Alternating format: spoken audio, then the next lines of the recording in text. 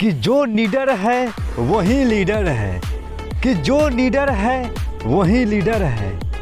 तेजस्वी यादव झुकेगा नहीं, रुकेगा नहीं। दोस्तों, ये दो लाइनें बिहार के डिप्टी सीएम तेजस्वी यादव के लिए हैं। और तेजस्वी यादव जो कि करोड़ों बिहारवासियों के दिल के चाहते हैं, बिहार की बदलती और उभरते तस्वीर का युवा नेता तेजस्वी यादव, जिनके लिए ये दो लाइनें हैं। दोस्तों, सोशल मीडिया पे यह दो लाइनें काफ़ी तेज़ी से वायरल हो रही है। करोड़ों बिहारियों के दिल पे राज करने वाले ये तेजस्वी यादव, जो कि लालू जी के नक्शे कदम पे चल रहे हैं, आने वाले समय में ये सीएम पद के हकदार भी है।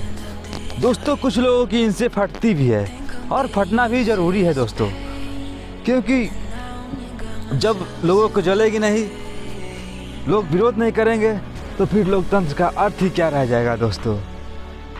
खैर, ये तो राजनीतिक मामला है। तेजस्वी यादव की ये दो लाइनें आपको कैसा लगता है, हमारे कमेंट सेक्शन में बताएं। जो निडर है वही लीडर है। तेजस्वी यादव झुकेगा नहीं, रुकेगा नहीं।